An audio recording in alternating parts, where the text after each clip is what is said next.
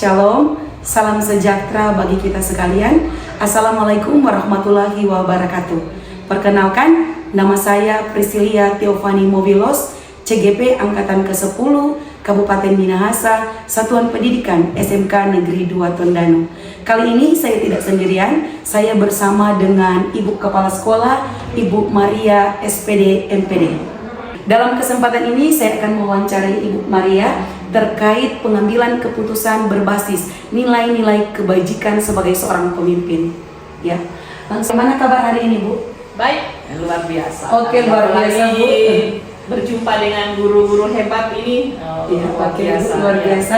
Saat ini saya akan memberikan beberapa pertanyaan terkait wawancara yang telah saya sampaikan tadi. Oke.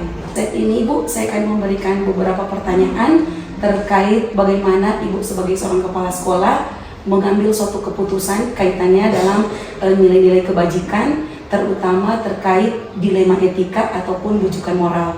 Nah, langsung saja Bu, saya akan memberikan pertanyaan yang pertama.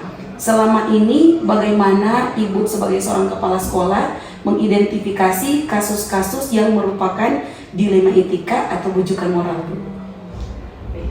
Kalau mau bicara kasus, banyak ya, karena di satuan pendidikan itu diperhadapkan dengan berbagai masalah yang kompleks, karena selain kompleks juga majemuk, karena diperhadapkan dengan masalah yang dihadapi oleh siswa atau oleh guru itu sendiri, bahkan ada juga pegawai. Jadi kebijakan dari pimpinan, keputusan yang diambil itu harus bijaksana, kan begitu. Jadi banyak cara dan banyak hal yang bisa dilakukan, tetapi dasarnya ketika keputusan itu diambil, kita harus mempertimbangkan dari berbagai sisi, berbagai aspek. Jadi kalau masalah siswa, jadi kita juga harus lihat, karena pembelajaran sekarang kan pembelajaran yang berpihak pada siswa, pada murid. Jadi kita harus lihat dulu, kalau masalah itu muncul dari siswa, kita lihat dulu akar masalah dari permasalahan yang ada, yang diperhadapkan atau yang dihadapi oleh siswa, kan begitu ya. Kalau sudah tahu akar permasalahannya, baru kita bisa melakukan, setelah diidentifikasi, kita bisa sebagai pimpinan itu bisa mengambil satu keputusan. Intinya keputusan yang diambil itu tidak merugikan, tetapi keputusan itu bisa membantu siswa untuk menyelesaikan masalah. Gitu. Begitu juga ada kalau guru dengan berbagai permasalahan, karena seorang guru ada yang memang masih single, tentu berbeda bentuk permasalahannya dengan guru yang sudah berumah tangga, gitu.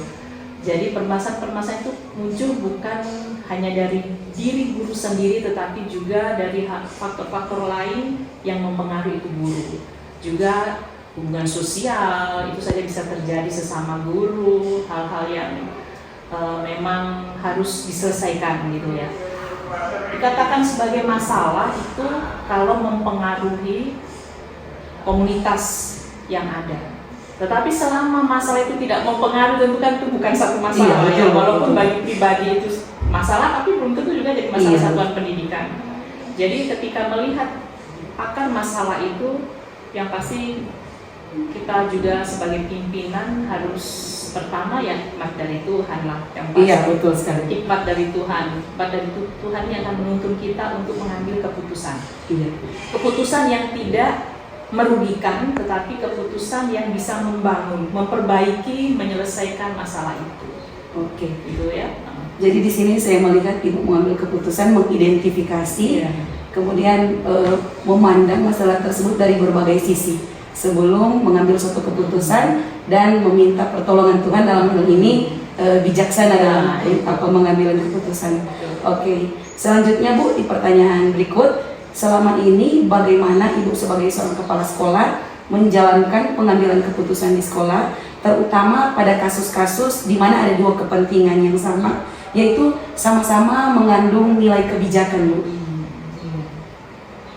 Jadi selama ini pengalaman Ibu jadi kepala sekolah, selain sudah tahu kok identifikasinya sudah ada, sudah diidentifikasi. Kemudian pasti ada percakapan dulu ya, percakapan dulu, ibu panggil. Kalau berkaitan dengan guru sendiri berarti harus ada diskusi ya, komunikasi dulu dengan yang bersangkutan, dengan guru tersebut. Apa sih masalahnya? Kenapa? Misal, ini langsung kasih contoh bisa ya? Iya, boleh. Contoh. Biar supaya lebih konkret. Iya, misalnya begini. Ini guru karena keadaan fisiknya tidak bisa melaksanakan tugas, padahal dia guru sertifikasi. Sebagai pimpinan, ibu harus peka ya. Harus peka dengan keadaan guru ini. So, sekarang ada di sini ada moral, rasa kemanusiaan yang harus kita perhatikan, menjadi bahan pertimbangan. Di sisi lain anak-anak membutuhkan ini guru. Contoh kasus itu waktu di SMA 2. Ini guru olahraga cuma satu. Jadi setiap pembelajaran olahraga tidak bisa dilaksanakan karena stroke. Karena stroke, jadi sebagai pimpinan pembelajaran olahraga tetap bisa dilaksanakan. Guru yang keadaan sakit ini tetap bisa menerima haknya, baik gaji maupun sertifikasinya. Ya sebagai pimpinan kita harus bijaksana. Setelah dipanggil, kemudian kemungkinan gitu ya, kalau kita paksakan kan sudah tidak bisa. Solusinya tentu ya sebagai pimpinan kita tetap memberikan pembelajaran kepada siswa. Kita mengambil saja guru honor untuk membantu ini guru yang sakit. Kenapa?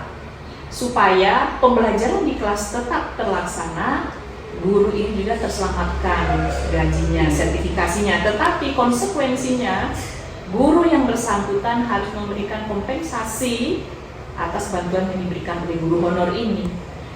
Yang pasti bahwa sebelum itu dilaksanakan harus ada dulu percakapan, iya, harus ada diskusi, kesepakatan, apakah mau seperti ini, dan gitu ya. Apakah mau, kemudian guru honor ini belum bisa masuk di Dapodik, dibayar, dikompensasinya, diberikan kompensasi oleh guru yang bersangkutan sekian, jadi harus ada kesepakatan. Iya. Kalau itu sudah disepakati, berarti di sini semua bisa diselesaikan, toh.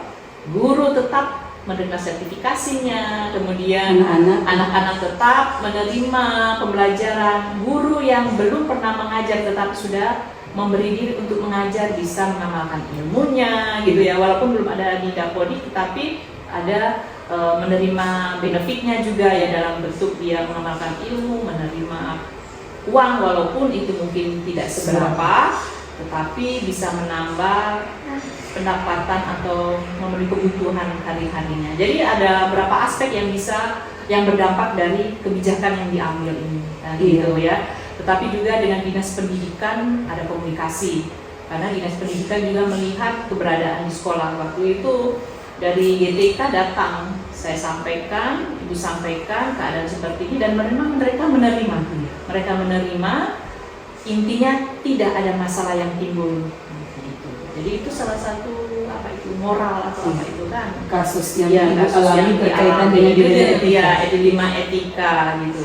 Jadi memang di sini saya melihat, jika ibu jadi kepala sekolah, terutama saya yang mengambil sampel dari ibu, dilema etikanya sangat luar biasa dalam pengambilan keputusan ya Bu, antara memilih untuk anak-anak dan guru tersebut. Jadi ibu mencari jalan yang terbaik, yang bijaksana, artinya dua-dua tetap diuntungkan. Dalam hal ini anak-anak tidak terlantar dalam proses pembelajaran, tetap mendapatkan ilmu, dan gurunya juga tetap menjalankan tugas. Orang pakai bayar terapi untuk kembali normal itu belum tentu cukup itu gaji dan sertifikasinya, toh.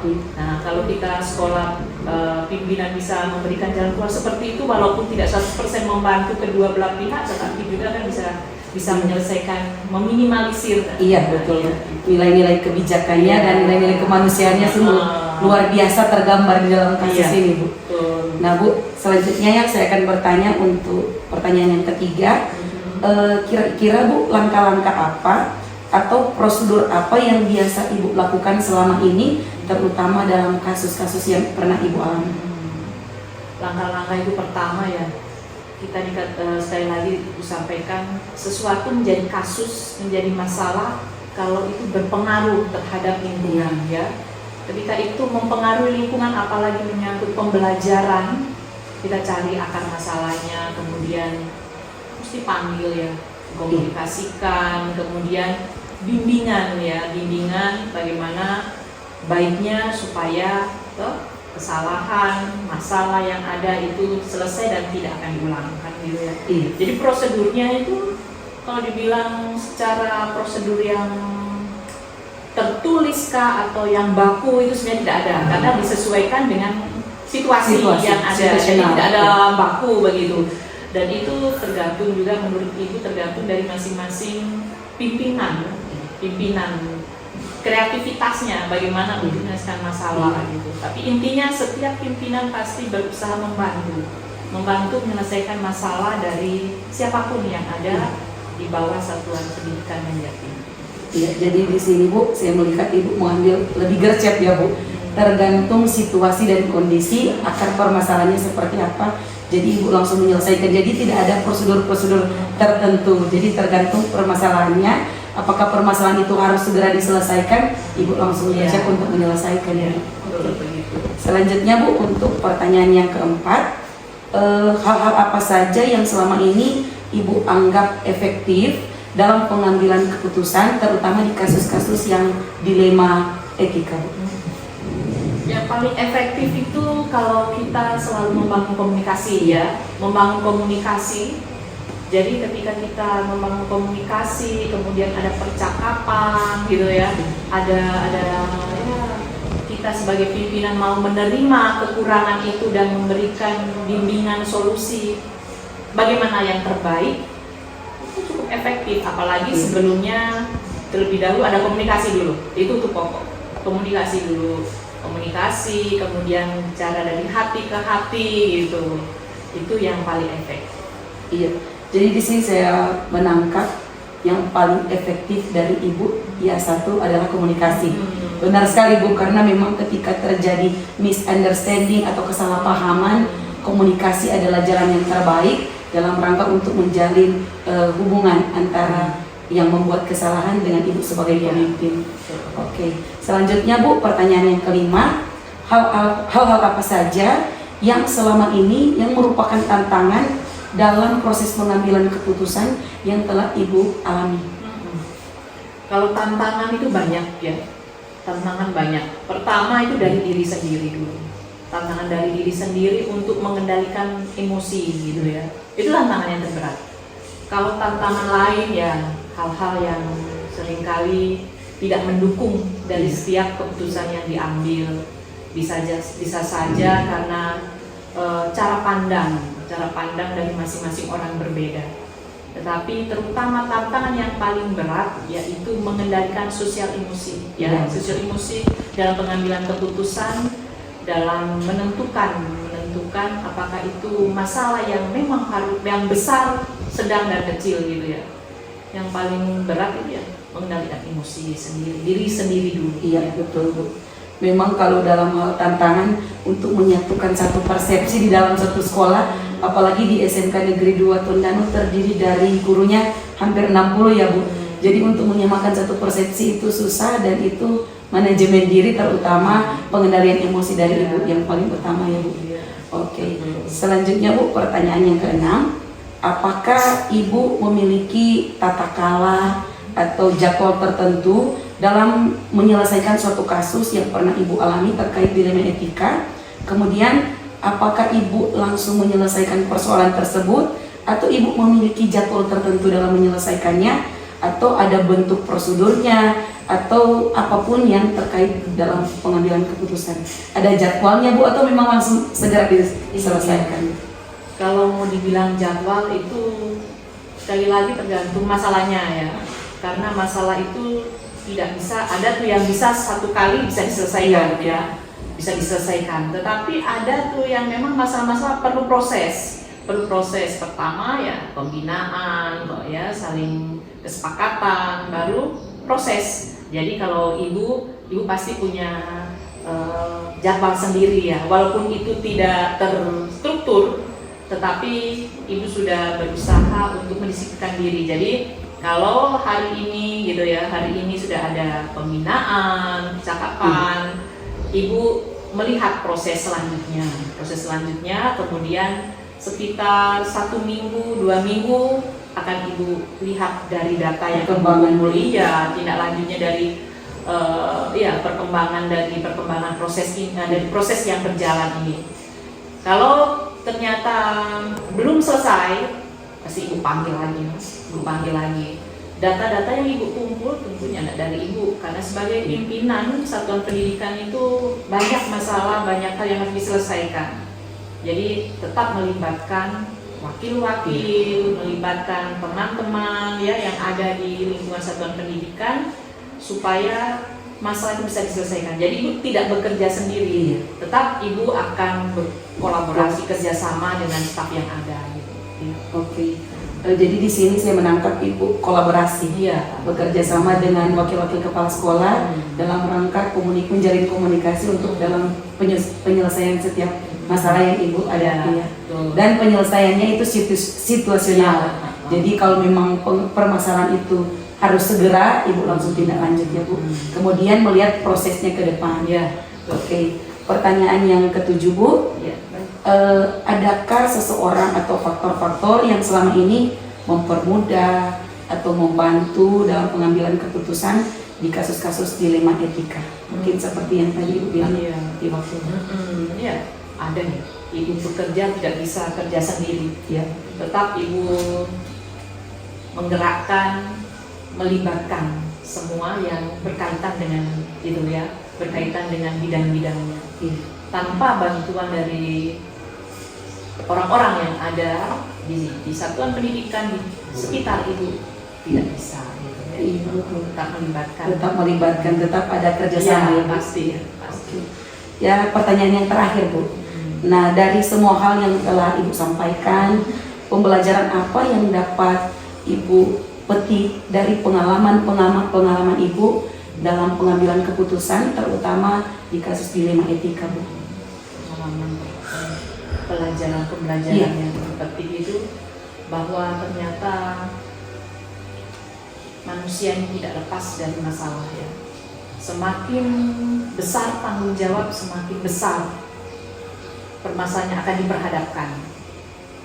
Tetapi pembelajaran yang pasti di sini bahwa sesuatu apapun itu masalah besar, sedang, kecil pasti bisa diselesaikan ketika ada komunikasi yang baik, ketika ada kerendahan hati gitu, masing-masing merasa bahwa saya perlu dia, masing-masing merasa bahwa saya mau menerima nasihat, itu yang pokok. Jadi pembelajaran mengelola emosi dan mau rendah hati, semua permasalahan pasti bisa diselesaikan. Jadi di sini ibu tetap intinya manajemen diri, terutama pengelolaan emosinya. Karena memang pengelolaan emosi itu saya sendiri juga selalu belajar untuk pengelolaan emosi. Luar biasa sekali Bu, untuk pengalaman-pengalaman yang sudah ibu share di hari ini sangat memberikan motivasi terhadap diri saya, terlebih khusus refleksi kepada saya ketika jadi seorang pemimpin harusnya seperti apa, terutama memberikan bagaimana pengambilan keputusan yang bijak yang dapat bukan menguntungkan diri sendiri tapi untuk banyak orang. Ya, terima kasih sekali Bu hari ini. Luar biasa sekali, bermanfaat luar biasa sekali untuk percakapan hari ini. Terima kasih atas waktunya Bu. Tuhan Yesus memberkati. Sukses selalu. Shalom. Salam sejahtera bagi kita sekalian. Assalamualaikum warahmatullahi wabarakatuh. Perkenalkan, nama saya Priscilia Teofani Mowilos, SPD, CGP Angkatan ke-10, Kabupaten Minahasa, Satuan Pendidikan SMK Negeri 2 Tondano. Kali ini saya akan melaksanakan wawancara terkait pengambilan keputusan berbasis nilai-nilai kebajikan. Saat ini saya tidak sendirian, saya bersama dengan Ibu Kepala Sekolah, Ibu Naomi SPD MPD. Terima kasih Bu, hari ini sudah meluangkan waktu dengan saya. Bagaimana kabar hari ini Bu? Puji Tuhan, sehat, baik. Oh, puji Tuhan kalau begitu. Saya akan memberikan beberapa pertanyaan terkait pengambilan keputusan berbasis nilai-nilai kebijakan sebagai seorang pemimpin. Nah, langsung saja Bu, untuk pertanyaan yang pertama, selama ini bagaimana Ibu mengidentifikasi kasus-kasus yang merupakan dilema etika atau bujukan moral? Jadi kalau hal-hal yang berkaitan dengan kasus-kasus yang ada di sekolah, kita harus memilah-milah dulu mana kasus-kasus yang krusial yang memang penting sekali untuk segera dituntaskan dan kasus-kasus yang lain. Kalau di sekolah ini sudah ada tim-tim yang memang dipercayakan untuk menangani kasus-kasus pada anak-anak. Jadi ada tim di sini yang mulai dari wali kelas, guru mata pelajaran, wali kelas, kemudian ke BPBK, kemudian ke bagian kesiswaan. Adapun kasus-kasus yang menyangkut dilema etika itu pasti penyelesaiannya itu kita pasti akan banyak menimbang-nimbangnya ya, akan banyak melihat latar belakang dari kasus itu kenapa terjadi sampai kepada kita mengambil keputusan supaya kita tidak salah dalam mengambil keputusan. Oke. Di sini saya menangkap Ibu tetap kolaborasi ya Bu? Iya, kolaborasi dengan wali kelas. berbagai yang sudah dipercayakan ya, wali kelas terutama. Wali kelas itu yang terutama, ujung tombak kita itu wali kelas. Iya, betul sekali Bu. Karena wali kelas itu kedekatan secara emosional dengan dan anak. merupakan perwakilan dari orang tua mereka pada saat di sekolah. Oke, mantap sekali Bu. Iya. Selanjutnya pertanyaan yang kedua Bu. Iya. Selama ini bagaimana Ibu menjalankan pengambilan keputusan di sekolah Ibu, terutama kasus-kasus yang di sini terjadi dua kepentingan yang sama-sama benar dalam atau sama-sama mengandung nilai kebijakan. Ya. Jadi memang ada masalah-masalah yang memang kalau kita lihat dari sisi anak juga berbuat begitu benar, kita juga mengambil itu benar. Jadi kalau kita win-win solution, win-win solution. Jadi mengambil solusi yang tidak saling merugikan atau tidak saling menjatuhkan, karena namanya juga anak-anak kan. Jadi mereka itu tetap, kita itu berperan sebagai orang tua. Jadi tetap mereka berbuat itu pasti ada alasannya, dan kita mengambil keputusan itu pasti kita punya alasan tertentu. Tetapi kita berusaha untuk tidak membuat anak-anak kita itu jatuh. Jadi tetap kita itu mengangkat dari segi, melihat dari sisi-sisi ya, mana yang harus kita dulukan seperti itu. Dengan tidak mengorbankan, tanda kutip ya, tidak mengorbankan kepentingan anak-anak, juga tidak mengorbankan kita punya integritas. Iya, betul sekali. Jadi tetap di sini integritas sebagai seorang guru. Iya. Dan anak-anak terutama kepentingan anak-anak. Kan kita di sini karena untuk anak-anak kan. 100% kita itu mengambil memang untuk anak bangsa. Iya, mantap Bu. Selanjutnya pertanyaan yang ketiga Bu. Kira-kira ada langkah-langkah atau prosedur yang seperti apa yang Ibu lakukan dalam proses pengambilan keputusan terkait dilema itu? Iya, terima kasih. Kalau memang langkah-langkah ini memang kita punya langkah-langkah yang sangat ya. Jadi sebelum masuk ke wali kelas itu kita ke BPBK. Dari BPBK itu memang diidentifikasi sebetulnya masalahnya apa, latar belakangnya apa. Bahkan kalau perlu kita kunjungi sampai di rumah. Kita lihat seperti apa sih, masalah apa sih yang terjadi, karena di sisi lain anak-anak berbuat begitu ada benarnya. Kita membuat lagi keputusan juga kita sesuai dengan tata tertib yang kita sudah buat seperti itu. Jadi dilema etika antara kasihan memang begitu harus begitu dengan kita bertabrakan dengan tata tertib yang kita sudah buat. Iya. Tetapi di sisi lain kita harus mengambil satu keputusan yang supaya kita tidak merugikan, karena namanya juga tanda kutip anak-anak yang harus memang kita jadikan mereka. Nah, kembali ceritanya di akhir cerita tetap ini anak-anak yang bermasalah seperti itu, endingnya itu justru mereka yang ketika lulus mereka itu masuk di kepolisian, jadi di IPD mereka seperti itu. Jadi sebetulnya ini apa saja yang kita lakukan di sekolah itu adalah bagian proses pendidikan, apapun saja yang kita lakukan di sekolah, mau pembinaan, mau pembuatan sanksi, mau mungkin ada hukuman ringan, adalah bagian dari proses pendidikan. Iya, betul sekali Bu. Saya juga mengalami untuk terkait pembinaan anak-anak. Ya. Karena kita tidak boleh mendiskreditkan anak-anak yang orang solebel. Iya. Oh dia nakal. Jadi padahal on proses iya, iya. orang sebagai guru itu tugasnya orang Iya. menuntun, membimbing, mengarahkan. sekali. Mantap. Supaya ini anak-anak jadi kamu. Jadi, Iya. iya. Karena memang seperti juga saya alami, anak-anak yang cenderung sekolah dulu, yang nilai secara akademik standar-standar. Iya. Jadi kalau mau lihat dari secara akademik tidak tahu. Iya. Tapi setelah lulus justru dorong-dorong ini jadi orang yang berhasil. Akhirnya bukan yang pinter yang juara Iya. satu yang jadi, Heeh. malah mereka ini yang memang banyak Iya. kegiatan sosial yang mengalami berbagai hal Iya. di sekolah, itu yang mereka mungkin pelajaran hidup. Iya betul Bu. Karena latar belakang keluarga beda-beda Iya, kan. iya. Jadi identifikasi sebagai guru itu penting. Iya. Ya, pertanyaan selanjutnya Bu, hal-hal apa saja yang selama ini yang Ibu anggap efektif dalam pengambilan keputusan terkait kasus-kasus dilema etika? Ya, kalau menurut saya itu identifikasi dan diagnosa dari permasalahan itu yang kita harus memang ambil sekali. Oh dia begini karena ini, pertimbangannya ini karena ini karena ini. Jadi kita mesti banyak mengidentifikasi, asesmen yang paling banyak malah ya kan, kita harus memilah-milah, itu yang paling penting kayaknya. Karena umur mereka di SMA ini kan sudah bukan umur yang gampang untuk diatasi. Iya, betul. Jadi mereka itu tentu berbuat itu ada alasannya. Kita juga akan mengambil keputusan, kita punya pegangan yang kuat untuk ini ya. Jadi kalau menurut saya itu identifikasi analisa yang harus kuat. Efektif, Ya, ya. ya. Dan saya pikir tim BPBK yang memang harus. Jadi di sini Ibu Ya. identifikasi dan kolaborasi ya. Bu? Kolaborasi, selalu kolaborasi. Saya di sini jujur saja mengambil sebuah menjadi pemimpin di sini, saya tidak pernah berjuang sendiri. Iya. Saya selalu tim, tidak pernah saya itu berdiri sendiri. Apapun saja, saya itu kasih briefing pagi. Setiap pagi saya kasih briefing. Hari ini kita begini-begini. Masalah hari ini yang terjadi ini. Nanti briefing sore. Ketika sore kita sampaikan lagi. Ini tadi penyelesaiannya seperti ini. Jadi ini begini ya. Besok kita begini. Seperti itu. Iya. Setiap hari, every day, tanpa tidak. Itu luar biasa sekali Bu. Iya, setiap hari. Menjalin komunikasi dengan bawah itu iya, penting. penting sangat. Iya. Luar biasa sekali Iya. untuk kiat-kiat yang Ibu Iya. laksanakan. Pertanyaan selanjutnya Bu, kira-kira hal apa saja yang merupakan tantangan?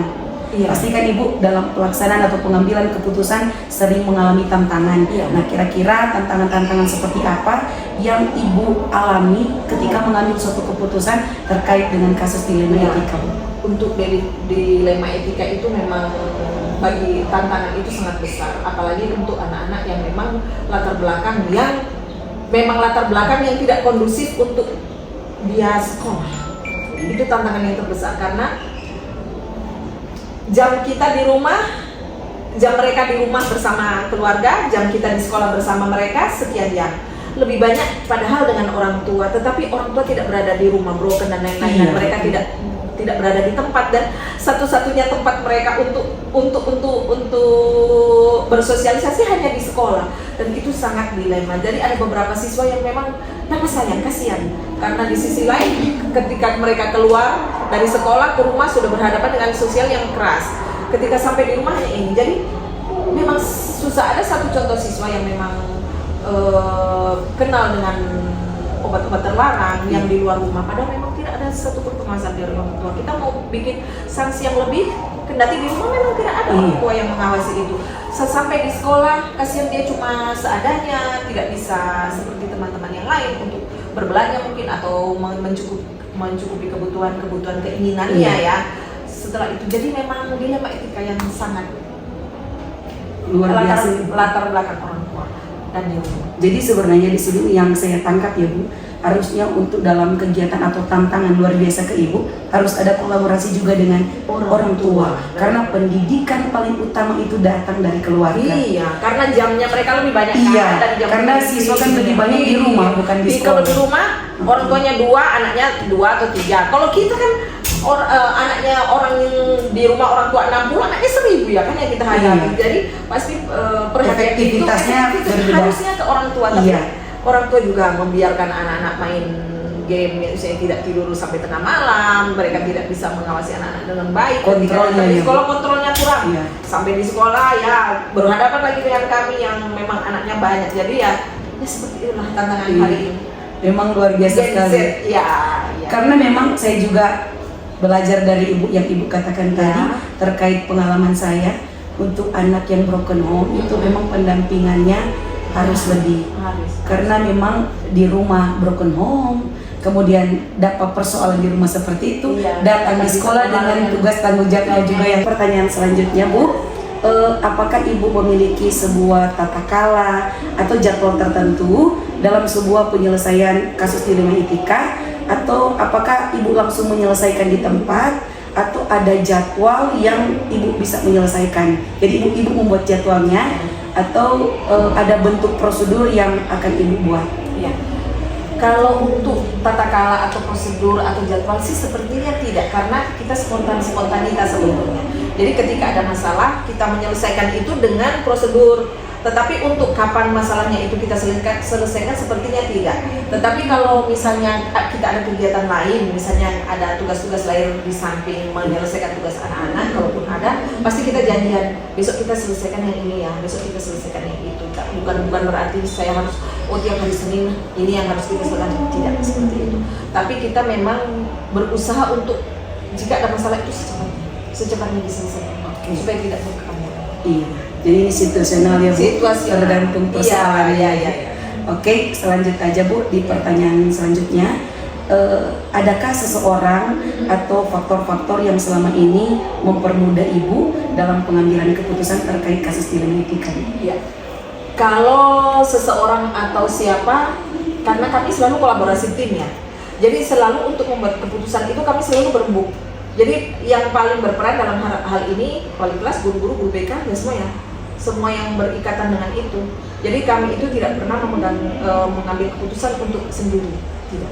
Tapi selalu kami itu berembuk, selalu ada pembicaraan, selalu ada pertimbangan ABC dan lain-lain.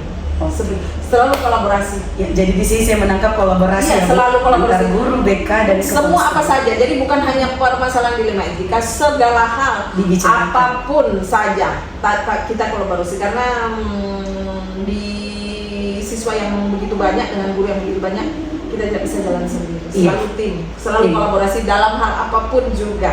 Ya, luar biasa sekali. Dan kami merasa dengan begitu sangat cepat dan sangat mudah. Iya, karena terdiri dari beberapa Iya. pendapat atau saran. Pertanyaan yang terakhir Bu, Oke. dari semua hal yang Ibu sampaikan, pembelajaran apa yang dapat Ibu petik dari pengalaman yang Ibu pernah laksanakan atau pernah alami terkait proses pengambilan keputusan dilema etika? Ya. Untuk apa ya? Yang urgent, yang paling top itu tadi kolaborasi. Untuk pengambilan keputusan ini kita tidak boleh memilih sendiri, karena kalau subjektif sekali kan kalau kita ambil Iya. dari sendiri, jadi pasti kolaborasi yang Jadi di sini keputusan iya. pasti akan ada diskusi. Jadi kolaborasi tetap yang diutamakan ya Bu. Iya, tetap. Karena kalau pemimpin berdiri harus tetap ada orang-orang yang di belakang yang mendukung Iya. pimpinan tersebut. Luar biasa Ibu, untuk hari ini Iya. saya mendapatkan banyak pelajaran, motivasi. Itu refleksi diri saya terkait wawancara kita saat ini. Saya lebih umur lebih ini, jadi Iya. lebih banyak yang Pengalamannya, ya. Tapi saya juga tidak berhenti berguru kepada ibu. Iya, luar biasa sekali. Terima kasih sekali Bu, Terima kasih. hari ini Iya. sudah berbagi ilmu dengan saya. Iya. Kedepannya mungkin ada perbincangan-perbincangan. Bolehkah saya datang lagi? Oh, boleh sekali, iya. Oke, terima kasih pengalaman hari ini Bu. Ya, terima kasih.